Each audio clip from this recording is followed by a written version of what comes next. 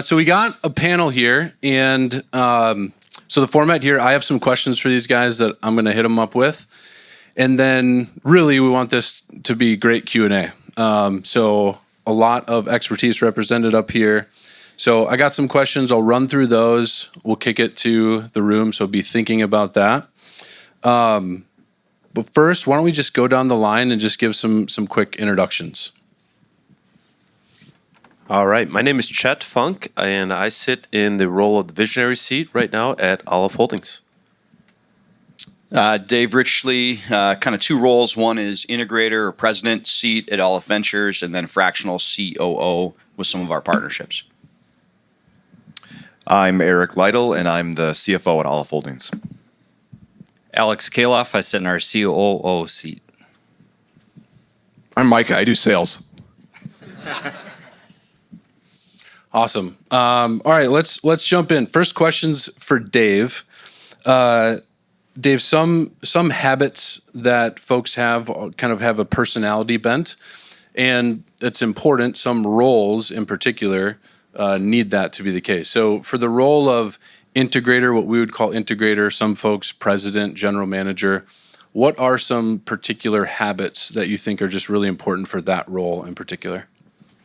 Yeah, great question, Hoken. I think for a little bit of context, I've spent most of the last 20 years in a seat like this, president or VP of ops in a large home services company. So it's kind of a role I've fallen into in a few different companies. But I would say a couple things, and I always have to have notes. One would be tangible meeting cadences. So I think Nick Slavic was talking a little bit about some of this stuff with his company yesterday, but weekly one-on-ones with anybody that reports to me, weekly L10 meeting. If you guys are familiar with Traction, we've kind of run everything off the EOS Traction model. So weekly L10 with the company, that's a cadence or a habit. Annual reviews with all team members, annual reward planners. Micah talked about that yesterday. All team members have an annual reward planner meeting, monthly financial reviews with each of our companies and ourselves. I spend about 25% of every hour that's in a meeting prepping for a meeting. And that's a habit I've formed over the years. So if I have a 1 hour meeting, I plan 15 minutes of prep. If I have an 8 hour quarterly kickoff with our company, that's 2 hours of prep. So that's a habit that's really worked well for me over the years. Anytime I go in the field, and I like to go in the field and work with people shoulder to shoulder, always providing written feedback and always following up on that feedback. I think you lose 75% of the effectiveness if you don't take notes and provide feedback when you ride along with people. Last thing I'll say, I got other notes here, but just relationship first. It's a tenet of Aleph, and it's always been something that's worked for me. That's great. All right, Micah, this one's for you. Sales culture. Sales teams in particular just tend to have an effect of they feed off each other, right? Sales teams tend to feed off each other for good or for bad. What would you say are some maybe particular habits that you try to instill in your guys that are not just good for themselves, but also, tend to have a good effect on the broader team as well? It's kind of offensive when I say it to them because they're usually telling me something that is external that they feel like is challenging, and they're blaming, and I have a no victim mindset. And so one of the things I have with them is, hey, everything is your fault.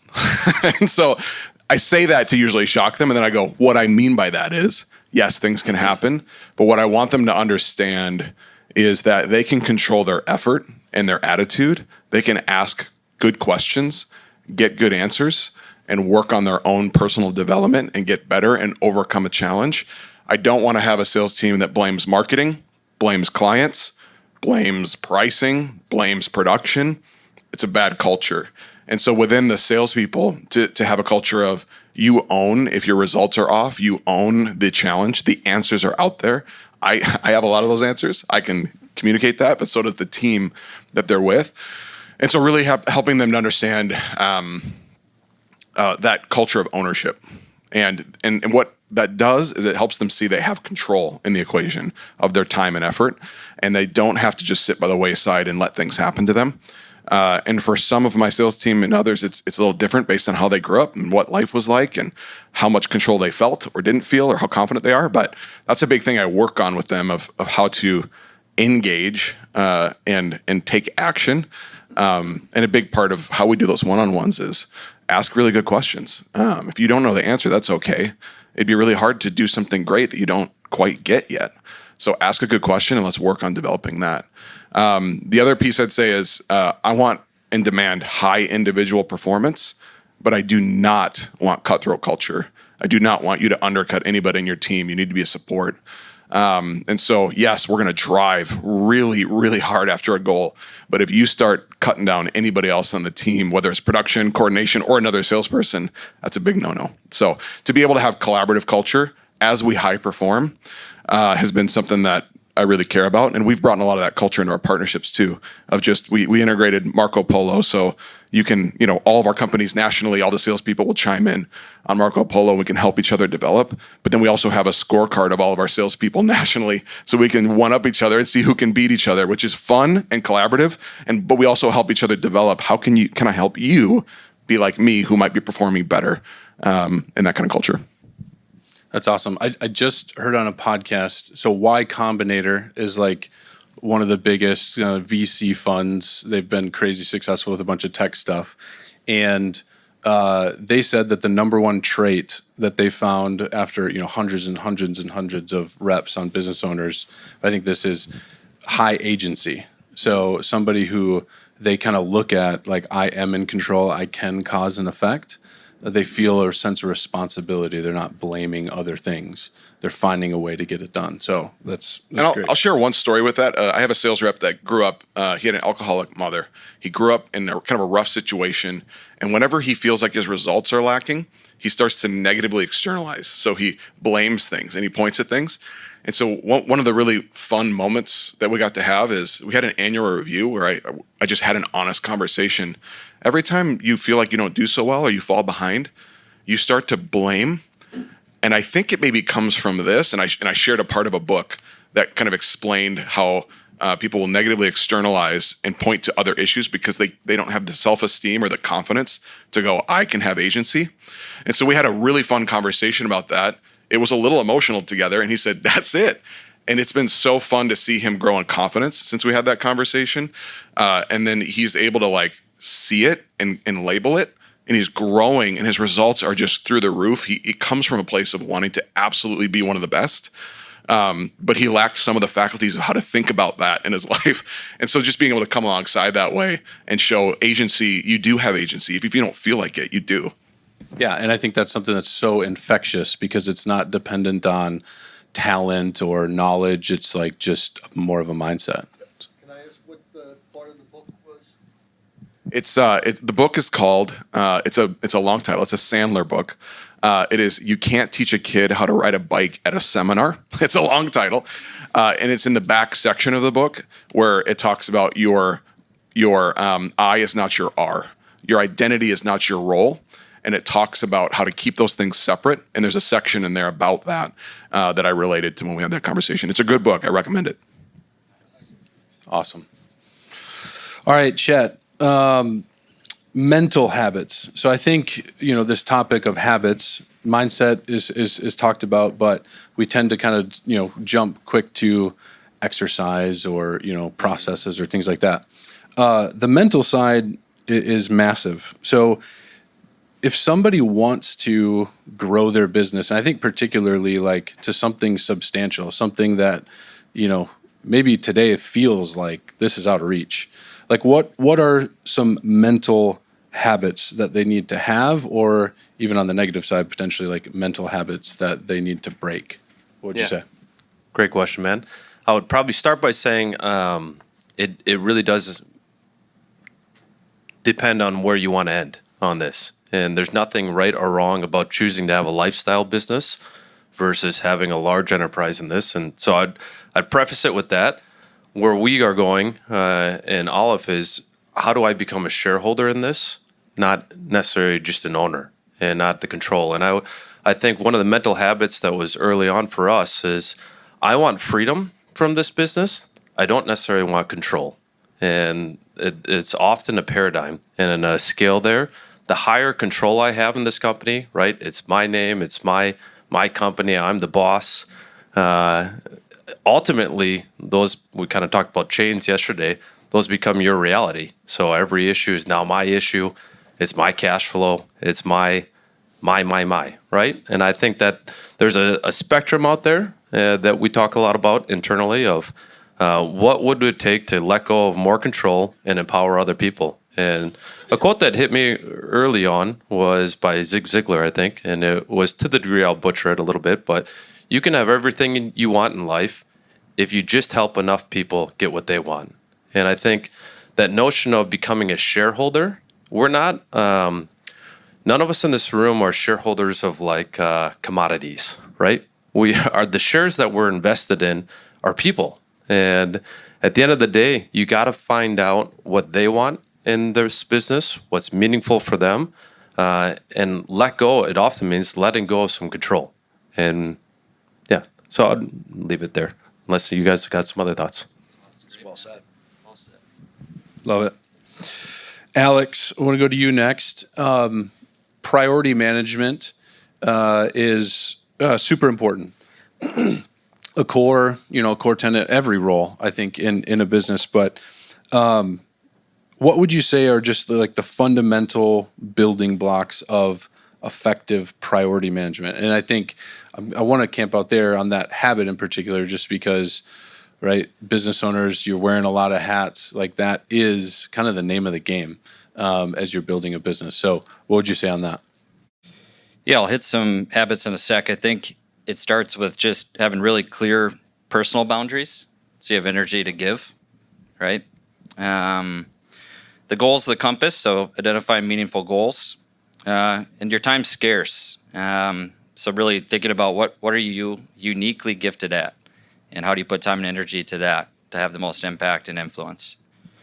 And then how do you look at everything that's going on in the business and lead through others with everything else. So some habits. I love to start and end the day. I like to start and end the week looking at my longer term objectives and my short term goals. Really looking at what are the gaps in the company, what do I have to put time and energy to, what are their priorities. I got a sacred block Monday morning. That's the first thing I'll do for an hour and a half, and then it's the last thing I'll do on a Friday. It gives me a lot of freedom over the weekend. I get a lot of rest at night. My weekends are free. I spend time with my family, and I think just being able to pick back up where I left off is a core habit. Yeah, and then when we get into just looking at, okay, how do you get all these priorities done?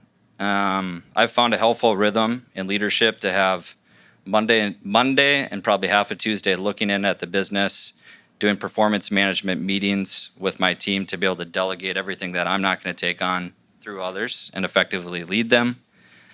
We do our team meetings first thing Tuesday morning, and then we just call kind of Wednesday, Thursday, and part of Friday, like, let's go get it done. And we get on the field and develop our team and kind of take the second half of the Friday to slow down, look out, and manage our priorities. So, yeah. Yeah, man, one way you've been encouraging to me as a COO, you're managing through a lot of people. And so you're in meetings a lot. And sometimes I'll see on Alex's calendar kind of some office hours for this like priority management stuff. And it's like, oh, great, I can pop in and ask him the question or something like that. But it's like he treats those times like he treats a meeting. It's like he's dialed in, he's focused, he's knocking out tasks. It's sacred, like sacred time. And so treat those sections of priority management the same way you would treat a meeting with somebody else. Protect it. You do a great job at that. Mr. Eric, on the finance side. So Daniel did a great job of kind of the financial habits. I think maybe just a frame of that, like as a company scales, does the priority of financial habits, does that change, or how does that affect it? Like what are kind of the key financial habits, maybe like particularly as a company gets bigger? Yeah, I think, in theory, the habits should stay the same, but just by the nature of being a small company and starting things, they actually do change over time and they get more professionalized. I can just remember, before, this is before I joined, but we weren't even using an accounting software. I don't even know Chet. if I don't know if budgets were being made or things like that. Okay. No, I'm saying like Jason early on, right? But as you grow and you change, it's like, yes, okay, we got to use an accounting software. We need to develop a budget. And it's like, yeah, okay, cool. We can develop a budget for the year. But then what are you doing with that budget? Are you actually looking at it? Are you comparing your actuals to your budget? And then that's good too. But then we take it a step further where not only are we, we have a monthly rhythm or monthly habit where we actually do a pretty in-depth financial review. And we're not just looking at the news and reporting what had happened in the last month or quarter. It's how do we now trend out the next couple months? And we're looking at KPIs. We're looking at cost per bid. We're looking at close rate. We're looking at cost on margin, which is something that we talk about a lot. But we're looking at these KPIs, and then we are trending out what does the next couple months look like. And then we're making strategic business decisions based on is the trend actually going to come to fruition, or are we seeing a softening in the market, or are we seeing some hurdles that are coming up, and we can adjust to our business plan. Love it. All right, let's go to you guys. Let's open up for some broader Q&A. I think there's awesome. Josh has got a mic floating around. Yeah, questions. We had one right up here. Manage sales crews and kind of develop them within the marketing world. One thing that I saw on one of our internal coaching calls that we do for our painters is we had Tom Reber speak, and he asked a very great question. If you had 30 minutes to your day to get everything done, what would you do? It's a tough one. That's a real rocking chair question. And I write slow, so just answer. If I had 30 minutes, I mean, I probably I couldn't just play with my kids. Like it has to be work, because that's what I would do. I'd play with my kids.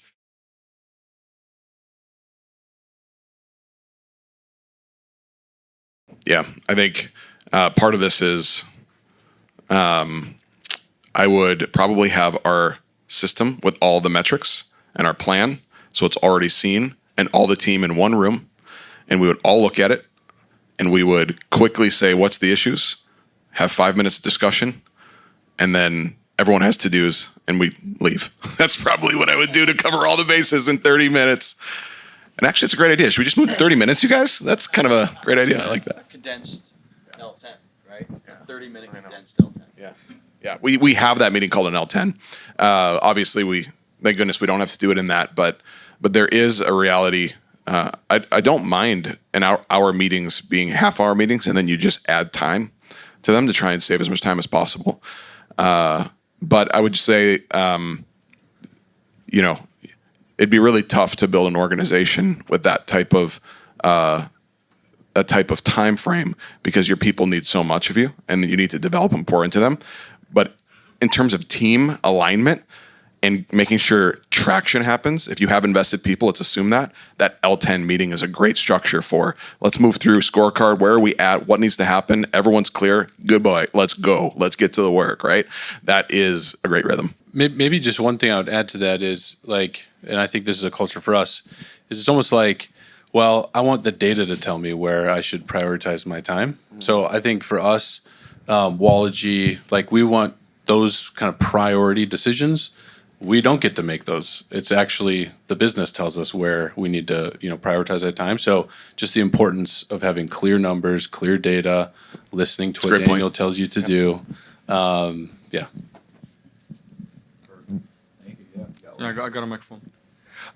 So I was wondering, what are the company non-negotiables? This is we do not do this. It's like a black and white non-negotiable that's across the entire company. Anybody. You should all share it. We don't go right to delegation, right? So that's a big piece of our culture. We give the first couple weeks, we do online training. We do classroom training. We get out in the field with our people in the first 30 to 60 days and pour into them. It would be rare if a salesperson doesn't get a buddy estimate for 2 weeks, 3 weeks, right? Until they're more senior. Yeah. Good. Sorry. Yeah, there's situational leadership is a core skill set that we work with all of our leaders on across Aleph. Ken Blanchard, 1 Minute Manager is the name of the book. And it's a really quick read. You could probably read it on your flight home and get it. That's why I like it. But there's this concept of identifying where somebody's skill is at and where somebody's commitment is at. Mike was talking about this in his session a bit. And then you adapt as the leader with your leadership style. And there's 4 different leadership styles, right? If somebody's really low skilled but high committed early on in their job, we're going to be able to give a lot high direction right away. Then after a few weeks in the job, they get more experienced and they know more. So we shift our leadership style to draw it out of them, right? More questions, ask first, recognize what they're doing right, so their confidence increases, and then fill in the blanks. And then eventually, after they're with us for a quarter, we can move into a supportive style of leadership where they're facilitating kind of their own goals. They're coming to us with the problems that they have to solve, and we're giving input, right? And then, rarely are we getting to that delegation bucket or quadrant. Thank you. Can I ask one more? Yeah. I was wondering, how do you guys celebrate wins? Is there maybe it's a how do you guys celebrate them? Is it a dinner or yeah? Yeah, everybody goes to Ruth Chris Steakhouse daily to celebrate. Right, Micah? No, it's great. I love that you just said that. So I'll answer your first question and then answer that question because it's one and the same. This company, I don't know how many of you guys run a company L10 meeting every week. If you don't, highly, highly recommend it. It is a game changer. But part of that process of the company L10 meeting, but that's one of our non-negotiables. You show up to the L10. If you absolutely can't make it, maybe you're on a plane, maybe your grandmother died and you're at the funeral, you have to send an email to everybody else in the group. I'm missing the meeting. Here are my updates on my to-dos. Here are my updates on my rocks. Here's my update on issues. But we celebrate at every L10. There's a headline section, and we take time to go through and go, hey, so-and-so had a great sales week, or so-and-so, this partnership is really knocking it out of the park, or this partnership hired a new project manager and this is going well. So that is built into our cadence of celebrating those wins. We also celebrate personal wins. So at the start of that meeting is also a cadence that before we talk business, each of us goes around and shares something that happened in our lives outside of work that we're proud of or we wanted to update the team on, right? So we never miss somebody's birthday. Chet just had a baby last week. Those are all things that are talked about, acknowledged, celebrated. It's a big piece of our culture. So I wanted to share that. The other thing I wanted to share on habits, and Eric didn't hit this, there's so many great financial habits, and I want to come back to a non-negotiable. We job cost every single job, and we review the result of every single job. And this is across some of our partnerships in Paris Painter doing 1,000 jobs a year. We look at every single one of those. Any of them that's outside margin requires a discussion between the salesperson and the project manager. Why did we miss margin on this job? If it was supposed to be 40 and it's 39, we have the conversation. And it's not a you suck conversation. It's here's what I could have done better. Here's what I could have done better, right? It's to your point, Micah, about looking internally and saying, how could we have hit margin on this job? Thank you so much. Just a quick note too on the celebration thing for data. Sometimes being clear on data, it's for accountability. But I think where are the opportunities to build up and celebrate wins that you don't know because you don't know your data either. So being able to capture to celebrate people and acknowledge success is super good. I'll just chime in real quick though. That's the Aleph Ventures. On the Paris painting side of things, it's a little bit different cadence as well. But every single L10, we do the same thing. We're often recognizing somebody just through email once a week. But every quarter, we do a larger kickoff, and the leadership team starts it, but we bring everybody in the afternoon.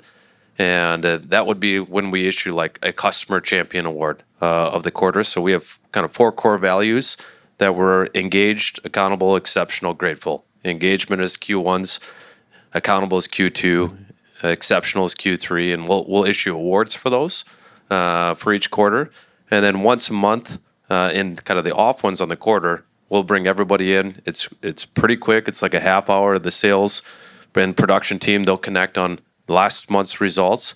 We're usually barbecuing, and it's interesting. I heard Nate talk about this a little bit, but you would probably think that Darcy is the president of our company if you ever came to one of ours, because what we're celebrating usually then is a brand champion award, and it's all about customer service. And it's one of the most kind of prestigious things that we give out at Paris Painting, but every single month we're in that rhythm and in that cadence of nominating who's the customer champion this month, and it's a blast.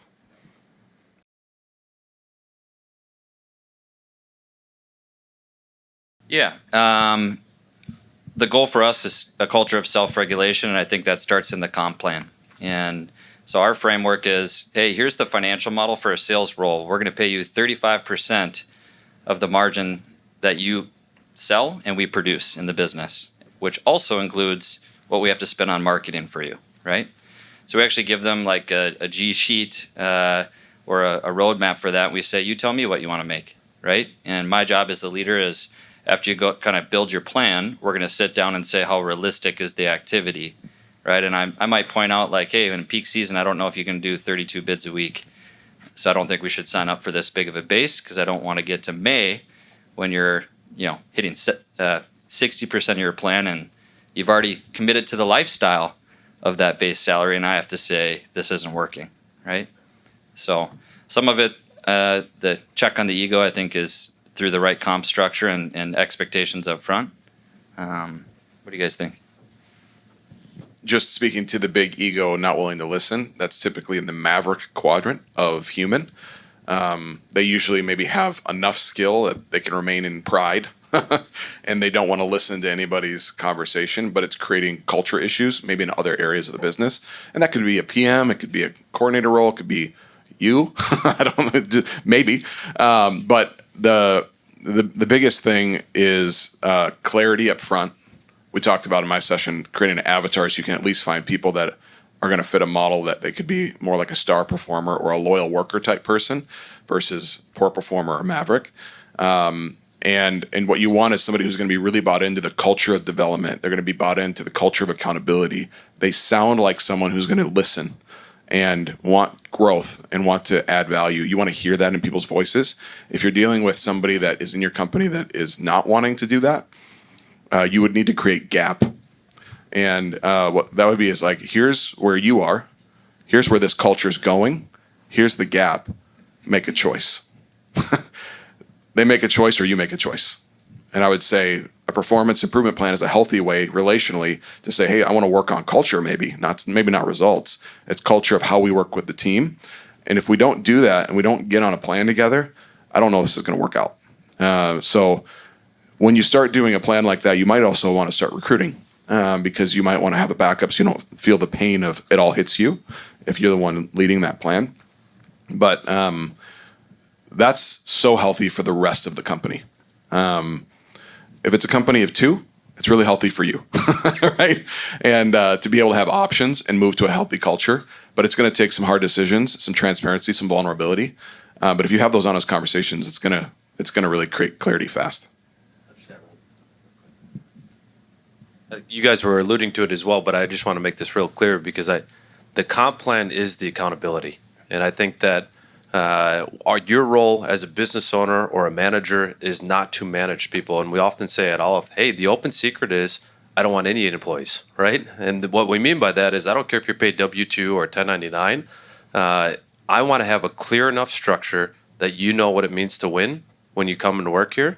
And we're both really clear on it. And we'll never have to have a conversation on whether you're winning or not. One of the big pitfalls, and I'll just say one of the hard parts of it is, for example, if you pay a salesperson on revenue, the challenge there is how many leads did I have to buy to get you that revenue? And not every job is sold equally. So if you sell a job that's really cheap and I don't make money on it, the business doesn't make money on it, that was good for you, but really bad for the business. And so you got to really think a couple layers deeper in your comp plans. And you want your comp plan to always, it forces a win for every party. And if there's kind of a back door in a comp plan where an employee could win or the business could win at the expense of the other, it's broken. And now I have to subjectively hold you accountable to something instead of kind of the rules of engagement there. So, yeah. And one more thing on that too. I mean, it's not just about getting a bonus or like trying to earn more money. We also have NPS bonuses as well. So it's like, yeah, you may have sold a lot or you may have done really well here, but we also have a quality aspect to comp plans where if you're not getting a net promoter score from clients that are whatever 80 above, you're not getting an additional bonus. So that's a piece of it as well. I would just say one more. I'm just kidding. It's your turn to ask a question. I gotta keep you guys awake. I gotta keep you guys awake. We're getting close to lunch. So That's loud. no, you got it. My wife and I are huge fans of the U.S. model. It's helped us a lot. And as of recently, when I'm thinking ahead to like our 3 to 5 year vision and the visionary integrator role, so I have a question that's more geared towards you, Dave and Chet. Like, it inspired me to read Rocket Fuel recently. You know, the relationship with the integrator and visionary role. So my question may be kind of vague, but I'm just curious. I'd love to hear a little bit from both of you on like what is your relationship like as far as like your roles and responsibilities, and like where's that line of separation? I think is kind of my question for both of you. It's a great question, and it's a great book. We just recently, all of our partnerships read that book as prep for our June retreat for all the reasons you're talking about. Aleph is set up somewhat uniquely in that Alex and I kind of, I would say, share the integrator role, and when we do meet with a few of us meet together to kind of do these same page meetings quarterly, and I think that's been a really good rhythm to kind of identify what are we working on, what are we working towards. And Chad's going to answer this better than me, but I'll just say I think it's really important in that visionary integrator to kind of go, okay, what is the integrator supposed to be good at and supposed to be spending their time on, and what is the visionary supposed to be good at and supposed to be spending their time on? Because if they're both thinking that way, then you're going to get the best of both worlds, right? For example, my job is to make sure we hit the budget for the year, the financial plan. It's a big piece of my job is, are we on track, right? A big piece of Chet's job might be culture of the company or big recruiting decisions that we need to make. We might work together as a team on those things, but we kind of have to wear those hats. So you're going to answer this better than me, though, for sure. No, Yeah, you are. Cool. Yeah, yeah, I would just add a couple of notes in there, and Alex, feel free to chime in too. But I think Traction does a really good job, and Rocket Fuel as well, of what are the core tenets of a visionary versus an integrator. And from an integrator, what you're referencing as well is their job is to lead, manage, and hold the people accountable in the company and to deliver the P&L. And they're typically spending at least 2/3 of their time doing that activity, but they are spending 1/3 looking out with a visionary as well, and mostly kind of putting the regulator on a visionary of what are we ready for or what are we not ready for.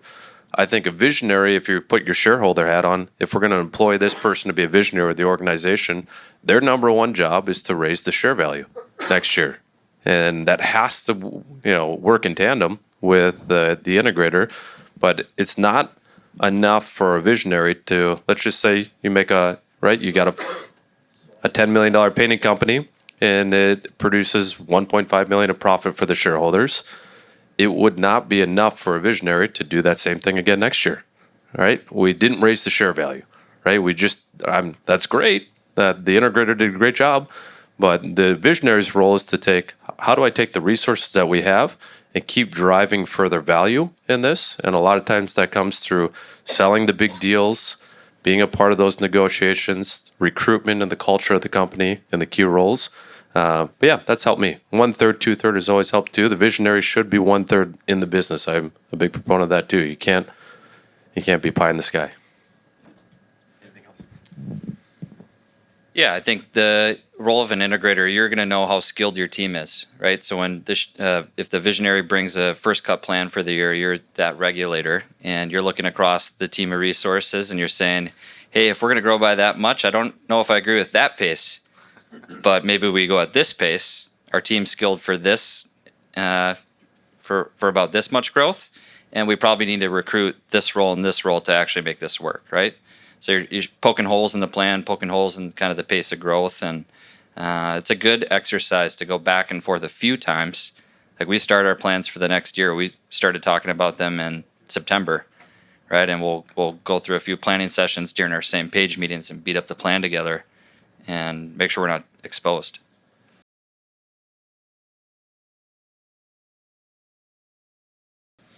I don't think any of us have an assistant. So I think that's maybe something to call out. We do have, one of the things, these guys have done a great job building a culture around accountability to your role, to the point where you don't necessarily, if it's done right, you don't necessarily need a bunch of assistants to help get it done. If this culture of self-regulation helps, I think, a ton with that. But I don't know. I book all my own flights. I book all my own hotel rooms. I do all my own admin work, and I kind of like that. I don't really need an assistant. But were you talking about VAs? Is that what you said? Virtual assistants? Yeah, I mean, we do. Yeah, I mean, you're the guys up here on the panel. None of us really. I mean, I don't know if you're using virtual assistants. None of us really do. But our marketing team, I think there is a lot of use of VAs on our marketing team. So Nate Streeter, our director of marketing, I mean, you would know. He's probably got like a number. Yeah. 4 to 6. Yeah. So he uses VAs a lot, and it's for all sorts of things that I can't provide a ton of clarity on because I don't know what he's using them for. But A lot of it, I think, is just tracking the results of every marketing campaign, right? And that's a lot of data to sift through. But Nate gets a nice report where he doesn't have to spend 10 hours in the data putting together the report. He gets a report, and he can make good business decisions, right? And I think he's leveraging them for like social media marketing tasks. Is the other big bucket? Design, software development, those are all virtual assistant roles or virtual roles in the company that we utilize. Some are just vendors, but some in the marketing side, they actually work with Aleph. They're like a staff member. We also have used a virtual company that does a lot of reactivation, and on the sales side, working through our old funnels, helping create more life out of people who said they were lost or dead or we thought were dead. And we'll use those kind of things in the sales and marketing realm. Maybe one thing I would say on that is when I talk to a lot of business owners, when it comes to administrative roles like that, I think oftentimes those hires are made to solve for tasks or time. They're trying to buy their time back, or they're trying to unpack certain tasks. I think because we're very business plan orientated, our roles are very tied to KPIs. So it's like, okay, is this role, to a KPI, where sometimes administrative roles can be doing a lot of different things. And so even how we've developed our core 3 of salesperson, project coordinator, project manager, a lot of that solves, I think, a lot of what maybe admin does in a lot of kind of general admin does in a lot of other companies. I might be going a little deep here, but why? It's like why do you guys do it? Maybe it's personal, maybe it's not. Curious to know what drives you guys. That's a great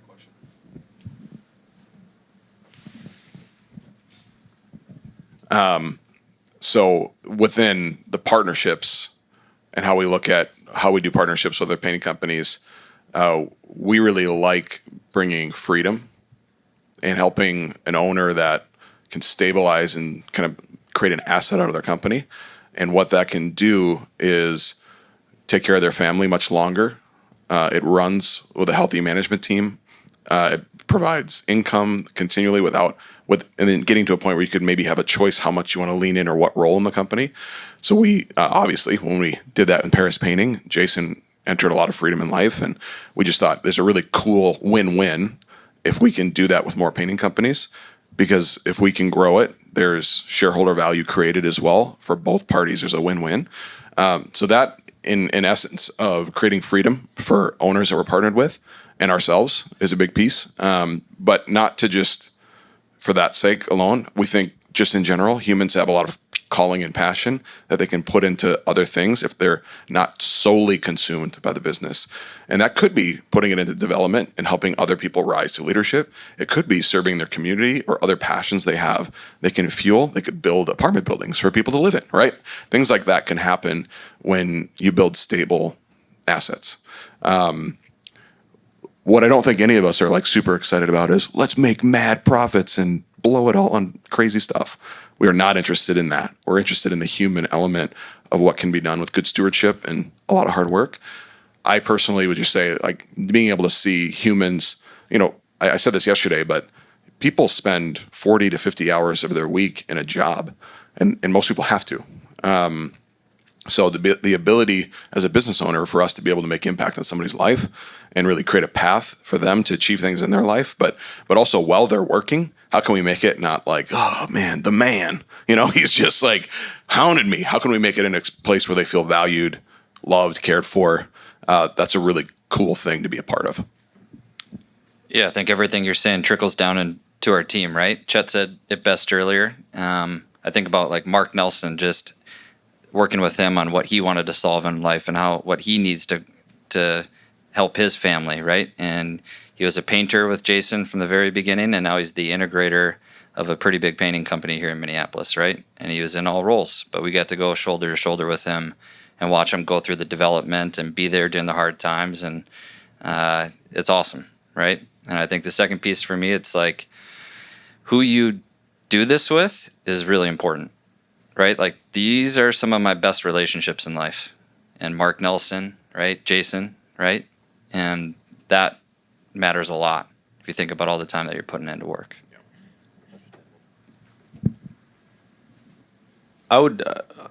The transparency of it, I think 5 years ago, I think a lot of us were doing it for, hey, I just want to build an asset to have passive income, right? And get into that quadrant. And I think a lot of us chased that. And I think as soon as you start to touch it, at least for us,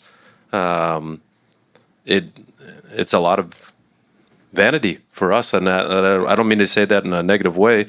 And the board, we went on a retreat, and I think that's part of the reason why Aleph is depicted by an ox. And we just felt like, hey, I'm never going to get out of the field, right? I'm always going to wear the yoke, and I'm always going to be plowing and tilling the field. And I think the word for us is it really focuses around stewardship.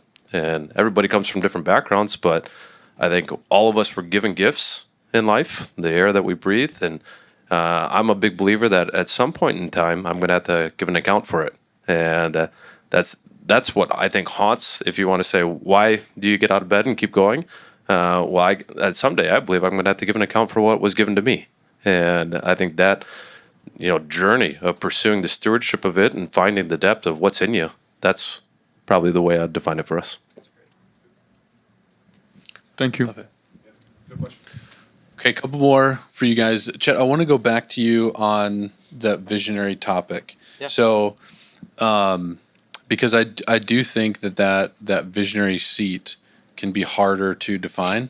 Yeah. And even so, it's like, the visionary, there's this caricature that can be of a million ideas that you kind of need to be throttled by an integrator, ideas. But like practically, how can somebody be more effective as a visionary? Great question. I'll say this analogy, and this one is kind of hit home with some of the young visionaries that we have invested in. Sometimes the issue that a visionary can run into is they have an idea of the promised land. And I explained it this way of they see this beautiful island and there's a wonderful resort out there and everybody's going to have fun. And it's going to be great. But right now we're not on that island. We're somewhere else. We're on this beach and it's not the island and it's not that fun. The issue is that people talk too much about the island. And the reality is the next few years, you're going to learn how to build a raft. And then you're going to have a lot of excitement about desalinating water. And a lot of this has nothing to do with the island, but it's the only way to get to the island. And I think all of us as business owners, you can get into a trap of explaining how good this is going to be for me and other people without explaining the vision of how fun raft building is going to be, right? And I think that's just the reality of where a lot of people can kind of fall off and you lose people is, hey, we're talking about one day we're going to build apartments and we're going to have these assets and we're going to do all this kind of cool, fun stuff. Well, the reality for us was like, hey, man, what if we had enough money to go on happy hours, right? And that was like part of the vision in the beginning of this. And it was, and you had to get pretty excited about that and get excited about POs for a little while, get excited about margin outlier reports. And you just have to understand where you're at on that. You can speak to the island if you want to use that analogy. But I would say for me, I'd also just pull out the visionary role is mostly about figuring out the Rubik's Cube of your people, of what they want. And how do I weave that into a tapestry that we can all row together in the same direction? It's a lot less about what I want and where I want to go. It's a lot more about, hey, there's a group of people that are super talented here. If we all rowed in the same direction, we could go pretty far. And that's the visionary's role to try to figure out and distill it down. That's great. Mike, I want to go over to you. So, conference, the theme of habits. I think there's some habits, good and bad, that are pretty obvious when we get into these sessions and thinking about it. But, we don't know what we don't know. We have different backgrounds. We come from different places. And so there are some habits that are maybe bad, but that they're more subtle. They're not as obvious to us, that over time, though, can, have an effect. What would you say, how could somebody, self-awareness, emotional intelligence, that's something you talk a lot about with your team, but like on this topic of introspection and self-evaluation, how can somebody be more self-aware, maybe trying to find those habits that are a little bit more subtle, and then, okay, if I identify something like that, how could I improve on it? Yeah. Self-awareness is where you start. The problem is you have to be self-aware to be self-aware. So if you can take the step to go, maybe, how self-aware am I? There's people in your life that love you that could probably tell you how self-aware you might be or where your gaps are. So there are assessments, there's personality type tools, there's lots of things you can do where you can look at, how am I wired? What are my strengths? What are my weaknesses? But there's also trusted few in your network that can, if you just have some of the boldness to say, hey, I want to understand more of where what you see in my strengths and weaknesses are. You can't always read your own label, right? So it's nice to have people in your life that can give you some thoughts, and you want to temper that with how well you trust that relationship, how well they know you. But you can get a lot of valuable feedback if you're just open enough and kind of drop the ego enough to say, hey, what do you see in me? And then just a practice of, if you react, if you're angry, if you're happy, why am I angry? Just ask yourself that question when you're driving home from work. Why am I angry? He said that thing to me, and it reminded me of this thing that happened, and I have a confidence lack in that area, right? It can be something where you just start to learn how to ask yourself, how are you feeling? Why are you feeling that way? What's it attached to? That's emotional intelligence of yourself. So Daniel Goleman has a really good emotional intelligence framework, and it starts with personal. Can I be aware of my own emotions? If I'm aware of them, I can regulate them and I can understand them. And I would just equate emotions and things like that to habits. And then how you regulate them is you have to be aware of them in yourself. Once you're aware, you can actually then activate on things that you perceive are negative, or that others perceive are negative. The next stage in that framework is, if you can do the awareness of yourself, you can manage yourself, and then you can start to be aware of others and how they feel, and you can work on managing that environment as well. That framework of how well you know your own self is the start. So I would say asking people for feedback in that realm that you trust from a leadership perspective to open that up. The other thing I would say is leveraging a little strategic vulnerability is never a bad thing.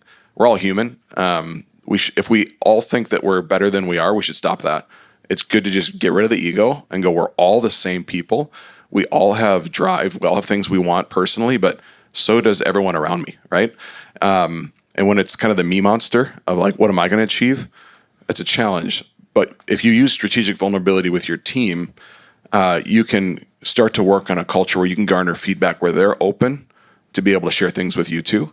And just being somebody who's like, I'm not going to be offended when you tell me something that I may not want to hear. I'm always going to celebrate and appreciate that.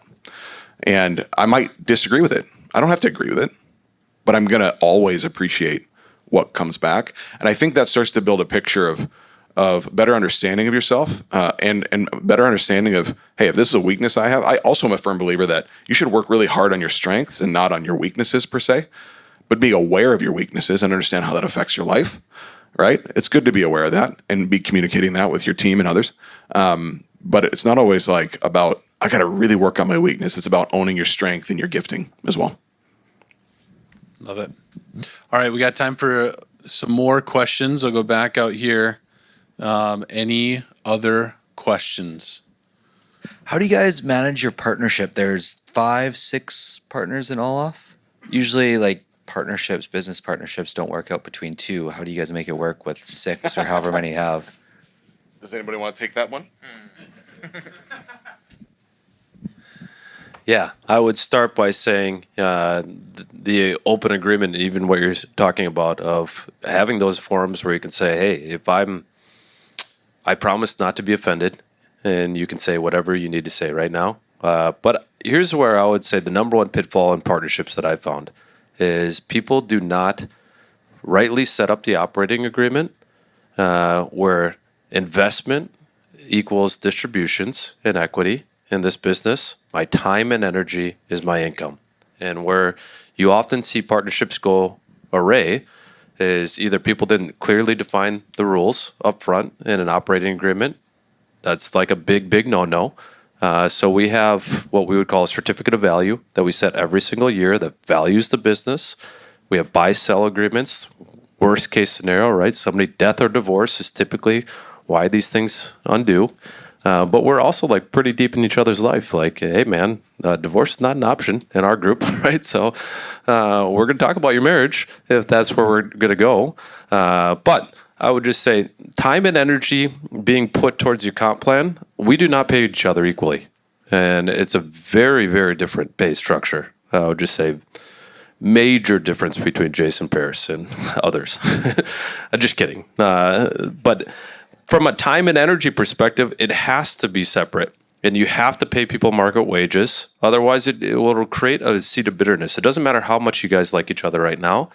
If you're not bringing the same market value, you can't pay each other the same. And that's one of the biggest foundations for us.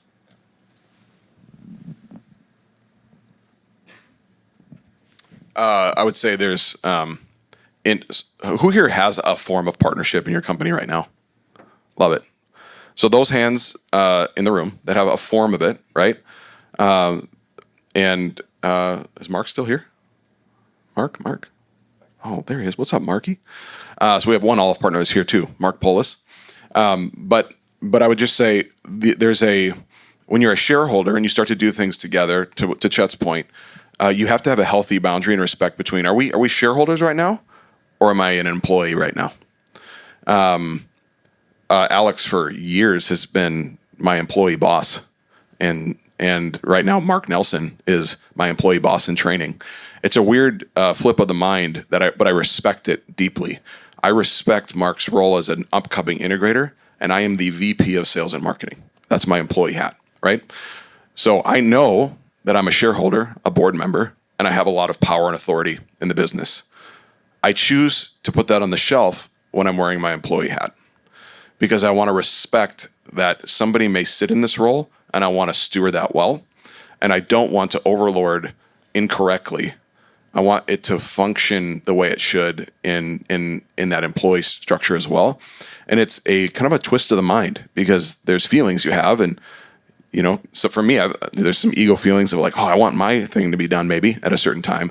But it's like, nope, I'm going to hold a healthy employee hat, and I'm going to come under my leadership, and I want to listen to what they want to do.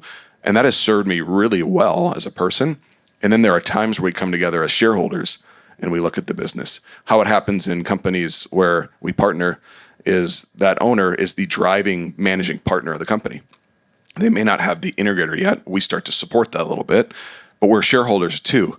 And so what gets off is if a partner feels like, man, I feel like I'm just being told what to do. Well, the employee hat to the leadership structure needs to come under that, and we got to make that right.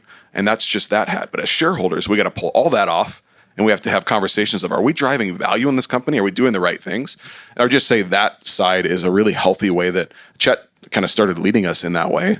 And like Alex and I, when we first started up, and Eric wasn't here yet, it's like we were used to some corporate culture and roles and titles, and it was hard to think like a shareholder sometimes. but it was so healthy when he brought us into, oh, okay, everyone come out of like what you feel and what role you have today. And at that point I was just selling the paint job. So I had a lot of those feelings personally. It's like, man, we're building this company and I'm a shareholder, but I'm like the sales guy. And I think everyone here has these different feelings at whatever stage your company's at. But the ability to step outside and think like a shareholder together as equals and then align as an employee is just a really healthy way that we've approached being active in the business while also owners and shareholders of the business. So you guys are obviously all very smart, and that's awesome. Works very well. But regarding compensation and ownership ideas, I guess my head is in terms of finding inspiration that way. It's like, where the heck do I go for that? If you go to Google, you're going to end up down a rabbit hole somewhere. Did you go to the lawyers and say, hey, we're looking at ownership agreements? Do you have a favorite book? Where do you find that stuff? Because that's kind of, I'm reevaluating my ownership structure and looking at shareholder and it's like, man, there's so many options, so many different answers. Which way do you turn and how do you know what to trust? Can I speak to that real quick? So I think this is something just as in my discussions of explaining Aleph to folks, it comes across as like Aleph is a monolith. So it's like, oh, this is Aleph's thing. One thing I would just say is not one person kind of landed on that. So part of that is, I think, where we've landed on some of these processes, these tools, it's like taking inputs and it's grabbed from different people's experience and it's kind of come together. So just an encouragement is just the value of stuff like this, asking questions, like getting, different, I don't know, just spreading the resource. Like it can come from a lot of different places. So I share that just because it's like an individual, like no one person inside Aleph came up with this stuff. So you as a, one person, I just don't want folks to beat themselves up. Like you shouldn't feel like you have to come up with all of it either. But maybe just speak to like where some influences. Yeah, maybe I'll just speak to one of the structures that I think created a lot of unity for us and that's helped with our growth. Every year we sign a management agreement for the management team to manage the overhead expenses, to hit a margin target, to hit a revenue target, that year's plan for growth. And the management team might be 3 to 5 of the key people, right? And we actually, over a certain threshold, we'll set a line in the sand and say, over this threshold, we're going to split the profits 50-50 between the shareholders and the management team. And that can become very powerful, especially like this time of year, right? It's also been one of the ways for some of us to get some income that we then take and invest in other things that we're going to do together and become a shareholder. And we've done something similar actually this year in Pierce Painting. We're having one of our best years and most fun finishes because we drew the line in the sand with everybody in the company and said, if we're over $5 million in margin this year, and gross margin, here's what that's going to mean for 30 people in the company, right? 30 of our full-time staff, and shared with them. So there's other structures. Scale Up is a good book by Vern Harnish. That's a good resource. You guys probably have a couple thoughts. Sure. Operating agreement, is that what you're referencing? Like, how do you create an operating agreement? I just wonder. I have one. Yeah. I have one, but it's as a sole owner, it's extremely simple. Sure. And it's very boilerplate. Whatever the lawyer kind of put in my lap, I go, yeah, that works. You know, and it's not scalable per se. I can't, start adding more key players. I guess I would. There's just a couple of things, and there's not right or wrong. We never do a member managed operating agreement. That's the one that we don't do. But there's kind of 3 options in the United States, a little bit different in Canada. But it's either a board managed, member managed, or manager managed. And every time that we do a deal and we're a minority, we actually elect to do a manager managed, so that legacy owner is the manager. They have operational control of it. Everything else in Aleph is board managed because we have enough seats. There's 5 of us that are on that board, and it's easy to break ties, so to speak. So I would say the core tenets, and we're always open book. If you want to see what we're up to, most of what we've done has been a couple reiterations of other businesses that we've admired and respected. And I would say the two things that sometimes get missed in these is a certificate of value. I think that's a super important process for everybody as shareholders. You are aligning on a certificate of value. We typically do it every December or January. What's the business worth? And it's those moments of clarity, right? And it's an objective thing. What did the business, did it grow in value or not this last year? And we've got some ways that we value these businesses that we're happy to share with anybody that wants that. And then what is the buy sell? So what's the worst case scenario? And I think that's part of that. From a compensation plan, I'm a big fan of everybody's got to be tied into margin on this. And Google's not a great place to find compensation plans. Your business model is a good place to find it. What can I afford? And what are you going to do? And the nice part is when you tie people into margin, whether it's a production guy or a sales guy or an integrator, it would typically be tied into the profit of the business. You're creating those. I never want to create a comp plan that is a win-lose, right? So if everybody's tied into margin, we're all going to win together. And I would just say what percent you choose, and we're always open to have those conversations. Right now, we have businesses that are as low as 28%. I'll just give you this of the contribution margin that they give to the sales guy because it's a really GC heavy business. There's not a lot of marketing expense. There might be more commercial. And we have young brands that might have to give up to 40% on the margin because it's super expensive to buy new market share. And they're still in that growth stage. So you always want to be fair who's doing the work and the time and the energy. There has to be some good upside for it. But as long as you're kind of tied into those core metrics, there's very few roles that aren't tied into margin for us.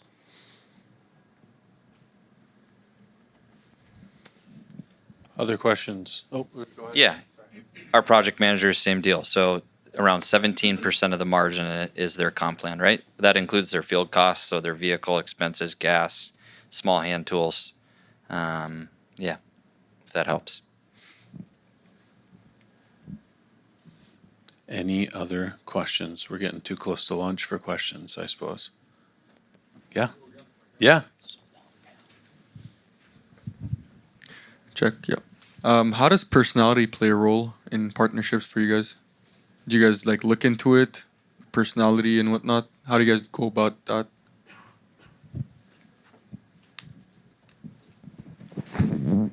Are you talking about personality of a prospective partner? Yeah, Yeah. just like who the human is as a person. Like I could like, Probably the first thing we go to. Like when we kick it around, Hoken is kind of the one that fosters all of our new partnerships. And honestly, it's probably the first question we all ask each other is, how much do we like this person? Do we think we'll get along with them? What are their values? Are they one of us? Does it feel like they would fit with us in the room at a retreat or have a drink with them at the bar? Like I think we would all agree, generally starts with that in my experience. Is it like a feeling thing, or is there actually ways to like measure it? I'm probably a little bit more on just gut feel based on meeting somebody, but maybe there's a little more science that somebody else has. I don't know. Yeah, we've, over time, even with our own partnerships, disc profiles, we've hired people to come in and do discs on everybody and give us the analysis. Enneagram has been one of kind of the go-tos, if you're not familiar with that one. I think that one opened up a lot of kind of the mismatches on our communication and kind of the unsaid frustrations. I would encourage you to do them all, right? I mean, they all seem to have a little bit of a nuance to them. CVI is one that one of our partners really loves, and it's been a kind of an interesting one to get into as well. But I think that the more that you invest in those things, I've never found it to be like, man, that was a waste of time. It's always been like, I've got another nugget about that human. And again, we're not trading soybeans and corn. We are working with humans, and that is, you have to be a student of humans, right? Yeah, and I would just add on any of the profiles, you mentioned DISC or Caliper or whatever, I've always looked at those I don't use them to make a hiring decision. I use them to think about how would I best work with this person? How are they wired? How am I wired? So it's not the deciding factor of yes or no on bring them onto the team. It's the how would I work with them best so they can perform and succeed in the company. Practically, I would add too in our discovery process. So if we're walking through a process to just see if a Aleph partnership is a fit, there's no substitute for time. So we have folks come and we spend, days together. We have meals together, and then we go visit, get boots on the ground, spend time together, have meals together, and even too, I would say some of the bigger hires that we've made over the years. That's like not just in a conference room. Those decisions aren't just made from inputs in a conference room. It's having a meal together, hanging out, getting to know the person, to Dave's point of just relational. And then it's important because not because we want to be kind of cool guys of like, we want to protect. It's like, if you don't get along, it's probably not gonna be good for you either, right? If we're not vibing, you're probably not either. So it serves them just as much as it serves us. I would say some core fundamentals would be you want to invest in your people. You agree that coaching and going side by side with people is key. You're not in it for just the money. Those are all like fundamentals that we care about because we don't want to get into a huge mismatch. And I would just say personalities are wildly different of our partnerships, including us, right? It's actually what makes us better. But our ability to have those core fundamentals of we actually did a session a long time ago that said, man, you guys are all different personalities, but you have very similar values alignment. Like where you're going in life, kind of high level, is very similar, but the way you do it is very different.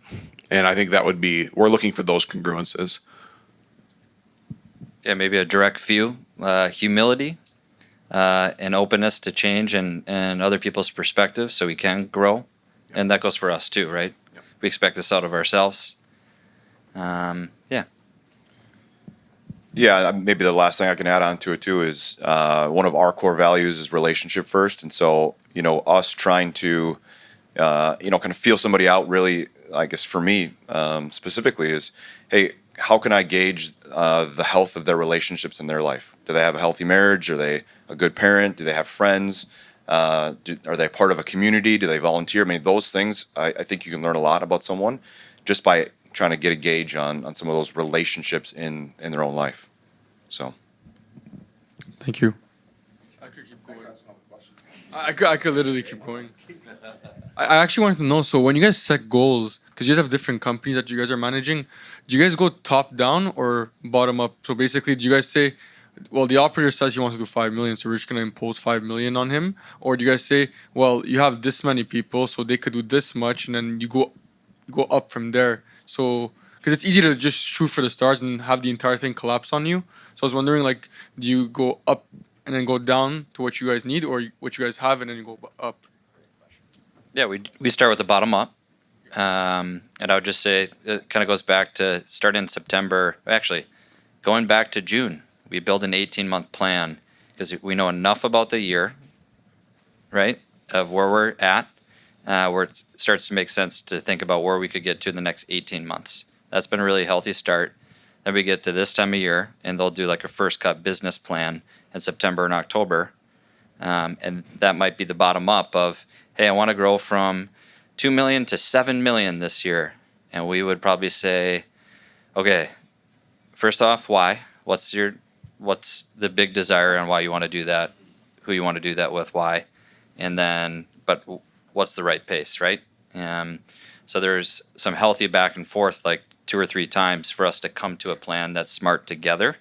And we're like dialed in. We're getting into, if you want to do that, that means that salesperson that did 1.5 last year is going to have to do 2.1 and have this SR at this average job size, or have to spend this much in marketing for that person, right? And really like into the weeds of each role to know what it's going to take, right? Just to add to what Alex said, I think it really doesn't work. Top down really doesn't work. I think it is forcing things upon people, making them make a commitment to something that's important to you. And I've just not just in this organization, I've just never found that to work very well. I've found it.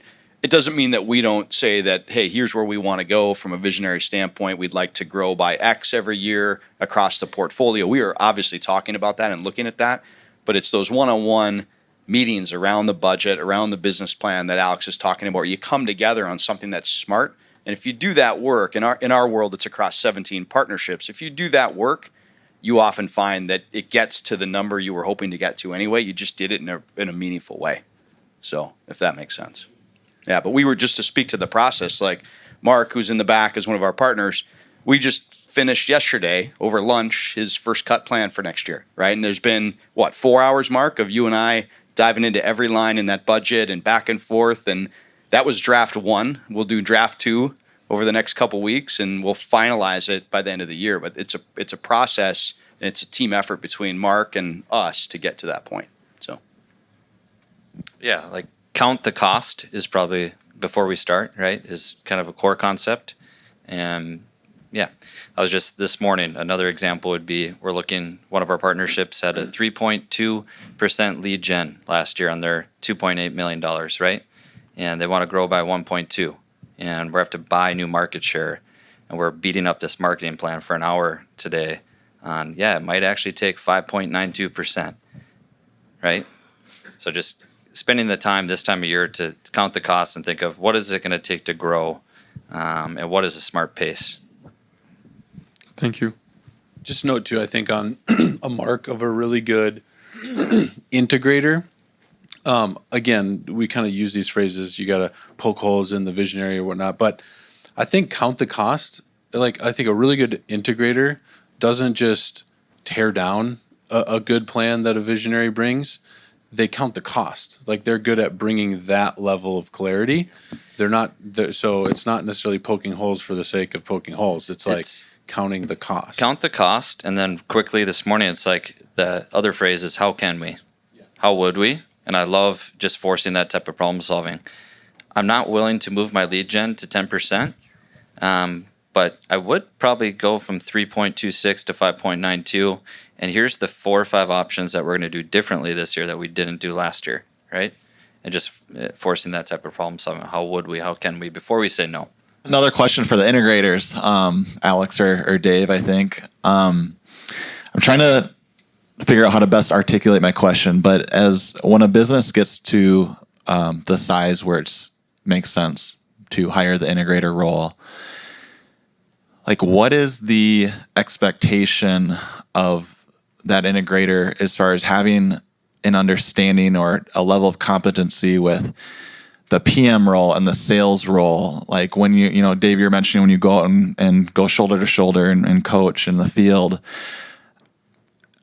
is the expectation that you would be able to like fill a PM's shoes if you had to, or a sales role shoes if you had to, or is it more of like a high level direction oriented type of coaching, if that makes sense?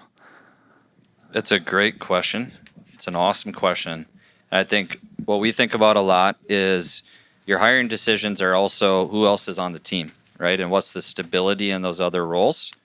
If I have, I'll just give an example. One of the businesses that we're hiring an integrator for right now, we have just an awesome project manager that hits its margin targets, can recruit subs, leads his employees really well, leads culture, customers are happy. But the part of the function in the business that's challenging is our sales team keeps turning over, and we haven't had that strong leader and somebody that can get in the field and develop people like Micah can develop and that want to hang out with guys like Micah, right? And so we're doing these 3 interviews, and it's like, okay, it's that guy. He has more of a sales and marketing background, right? So he's going to be able to build the part of the company that we need to build.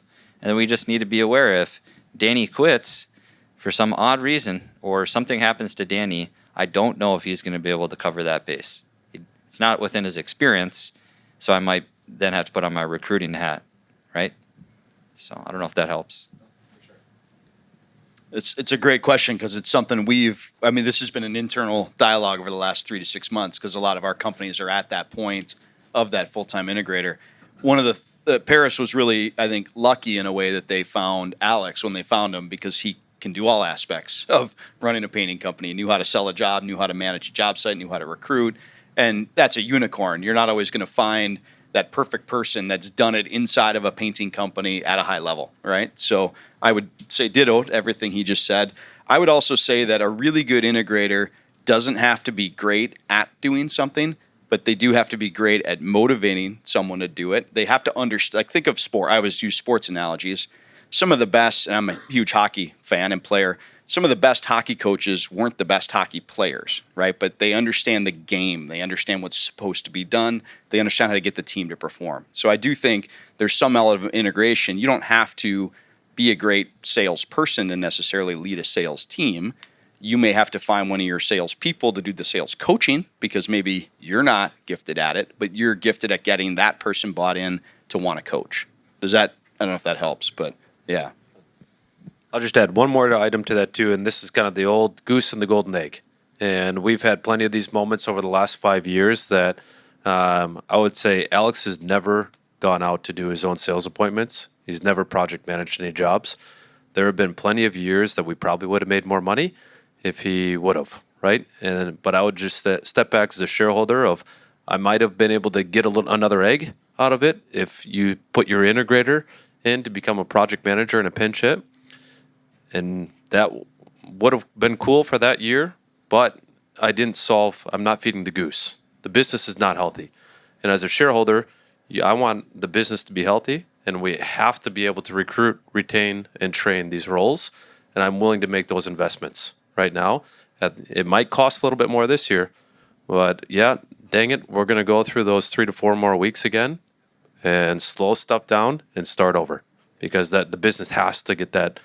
It has to learn that. For building a sales team, what is your preferred way for like finding sales reps? And I have a second part to the question too, so I'd like to start with that first one there. So how do you find high quality salesmen, saleswomen?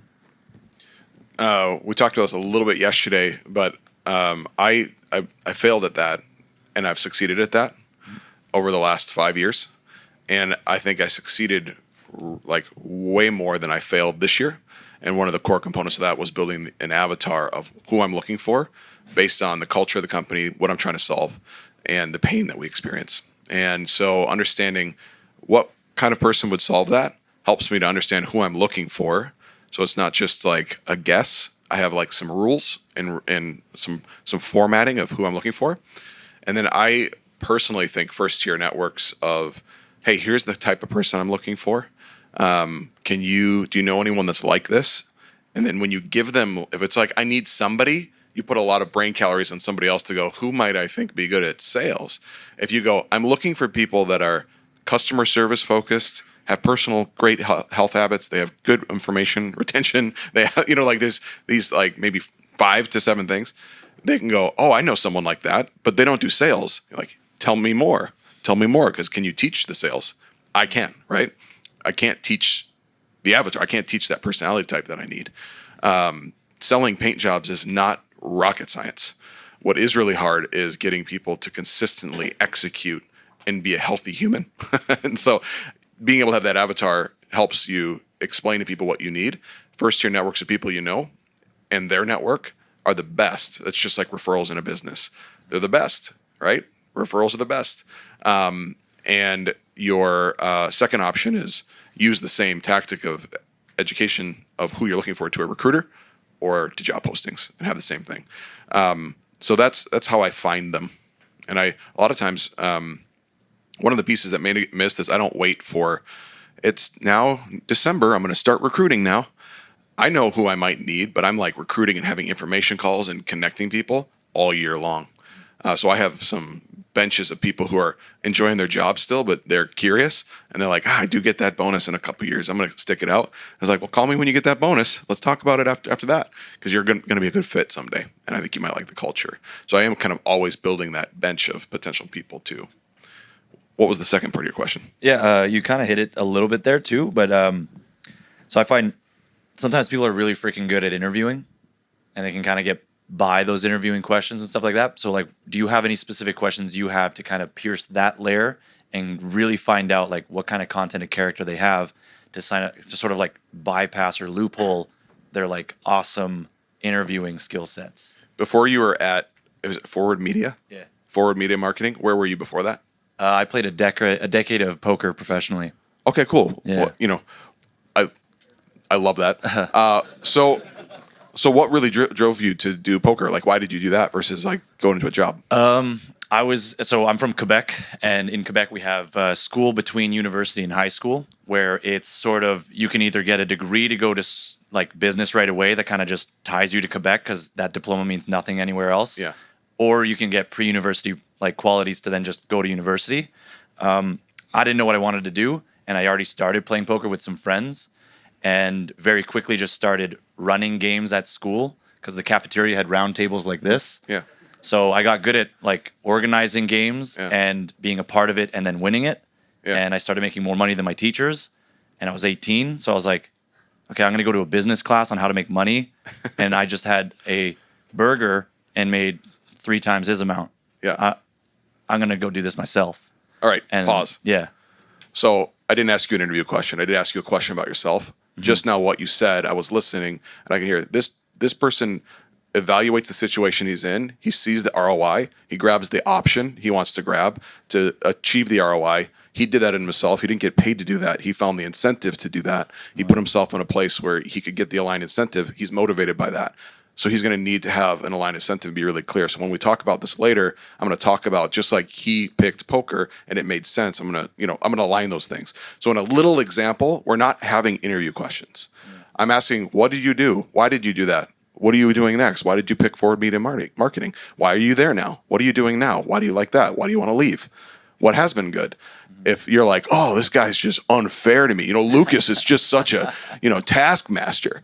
I'm like, oh, okay, yellow flag. But I get you talking and we just have a conversation somewhat systematically, but I don't ask interview questions. I just like ask questions about your life. And I start every interview by saying, hey, this is really informal. Interviews are a big bummer. I just want to have a conversation. And but I am evaluating everything. Right. Yeah.